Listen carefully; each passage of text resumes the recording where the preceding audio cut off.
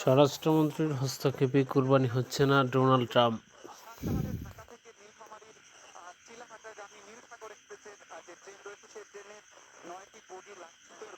দৈনিক ইত্তেফাক খবরের কাগজে এসেছে, অ্যালবিনো জাতির ভাইরাল মহিষ ডোনাল্ড ট্রাম্পকে শেষ পর্যন্ত কুরবানি দেওয়া হচ্ছে না।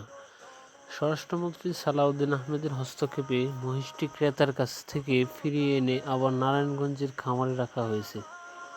বুধবার ২৭ মে স্বরাষ্ট্রমন্ত্রী সালাউদ্দিন আহমেদ একটি বেসরকারি টেলিভিশনকে এই তথ্য জানান।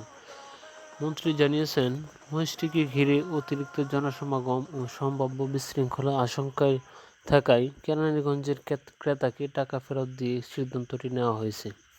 আপাতত ডোনাল্ড ট্রাম্পকে আগের মতোই খামারে লালন পালন করা হবে। নারায়ণগঞ্জের পাইকপাড়ায় রাবিয়া এগ্রো ফার্মে লালন পালন করা ৭০০ কেজি ওজনের এই অ্যালবিনো মহিষটি সামাজিক যোগাযোগ মাধ্যমে ব্যাপক আলোচনায় আসে। এর সাদা লোম ও চুলের স্টাইল অনেকের কাছে মার্কিন প্রেসিডেন্ট ডোনাল্ড ট্রাম্পের মতো মনে হওয়ায় তার নাম রাখা হয় ডোনাল্ড ট্রাম্প। ভাইরাল হওয়ার পর দূর দূরান্ত থেকে মানুষ মহিষটি দেখতে খামারে ভিড় করেন। দেশীয় গণমাধ্যমের পাশাপাশি এএফপি থেকে রয়টার্সের মতো আন্তর্জাতিক সংবাদ মাধ্যমেও এটি নিয়ে প্রতিবেদন প্রকাশ করা হয়। অর্থাৎ এই কোরবানি ঈদে ডোনাল্ড ট্রাম্প যে মহিষ, এই মহিষটা কোরবানি হবে না।